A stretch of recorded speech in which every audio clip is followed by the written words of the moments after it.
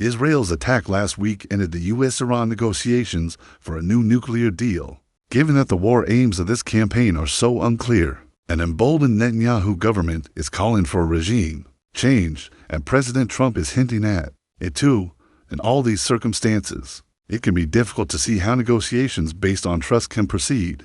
Does the Foreign Secretary agree that Britain must continue to play a role in these negotiations, even though they must seem an incredibly difficult and challenging prospect? The Foreign Secretary expressed gratitude to the chair of the Foreign Affairs Committee for her question, emphasizing that it goes to the heart of where the UK should be at this time, at the center of the diplomatic effort.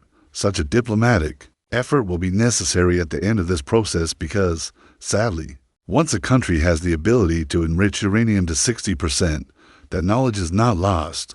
It is a stepping stone to an advanced weapon, and therefore, only a diplomatic solution and the correct framework can ensure the safety of the global community. The Foreign Secretary was thanked for his calls to move towards a negotiated solution and his focus on UK defense and security. It was acknowledged that Iran must never acquire a nuclear weapon. However, history also teaches us that interventions aimed at regime change in Iraq, Libya, and Afghanistan have produced prolonged instability, not just in the region, but far wider. The question was posed as to what concrete lessons can be learned from this recent history in shaping Iran policy today. The Foreign Secretary responded by expressing gratitude, but declined to enter into a history lesson. From the dispatch box, he reminded the honorable gentleman that he had achieved 25 years as an elected parliamentarian, and that during that period, there had been debates about regime change. He also noted that the U.S. has been clear that their intention is to target the nuclear threat,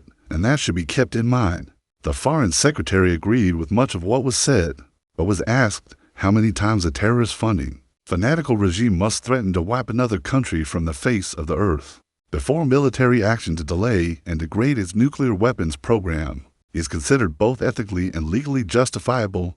The Foreign Secretary responded by emphasizing the convention in their country about the very important role that attorney generals play in giving government advice when asked for. He stated that he did not recognize the caricature he had heard and made it clear that they were not involved in this action, and therefore, some of what was being said was wholly beyond the pale. Many constituents had contacted their representative over the weekend, fearful of the fallout of U.S. intervention in Iran. They know that wars do not make the world a safer place, but much more dangerous. Their concerns are not unwarranted, as in 2002.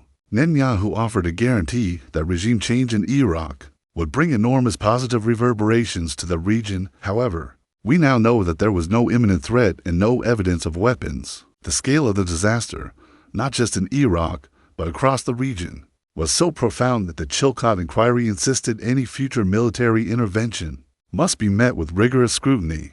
The question was asked whether the Foreign Secretary accepts this scrutiny, and whether he will provide reassurance to the House that they will not enter an endless war, fueled by provocative and reckless actors. The Foreign Secretary expressed gratitude and reassured the honorable friend that he was in the House during the period in which Chilcot was making his work, and that the government, that he hopes all future governments in the UK have learned from his findings. There were a lot of people watching and worrying over the weekend, seeing many of the hallmarks of Iraq.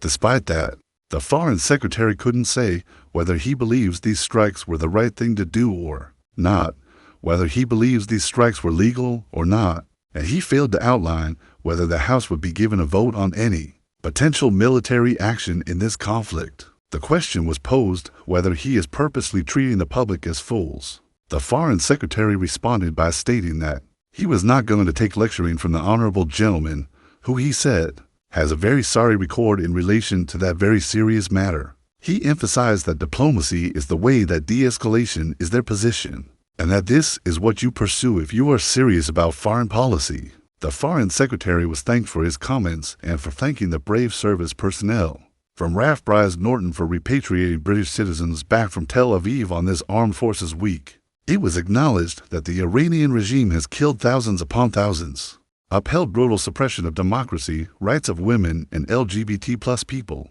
and has demonstrated a consistent intent to sponsor terrorism and act through proxies with violence to destabilize the region. However, all military action must go through the process of international law and must be executed based on a plan, an intent to return to democracy. The question was asked whether the Foreign Secretary agrees that they must do what they can to support de-escalation as soon as possible.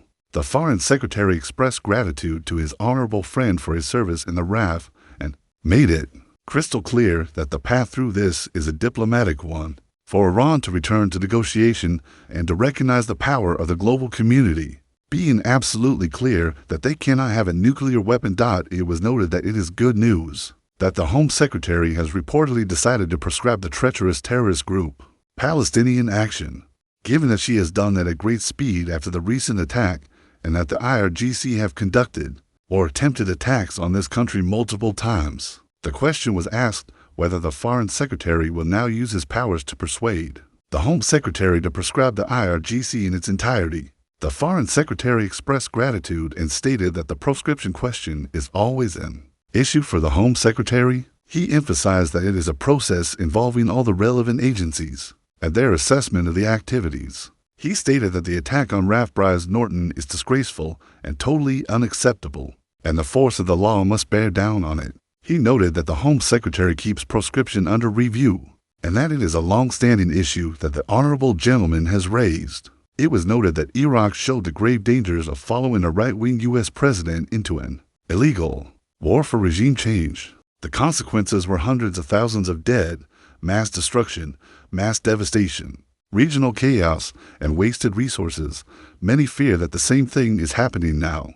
The question was asked whether the Foreign Secretary will confirm that any such war on Iran for regime change would be illegal under international law, and whether he would confirm that he would oppose UK involvement in any such intervention or war. The Foreign Secretary expressed confidence in his engagement with the United States and the discussions he has had, including those in the White House last week, stating that this is not about regime change. He reminded the honorable gentleman that the Israelis to have been clear that they are not attacking the civilian leadership in Iran. Hit the like button, subscribe to the channel to not miss out on top-tier analyzers of politics and justice. See you in the next video, where we'll continue exploring showdowns that change how the world sees.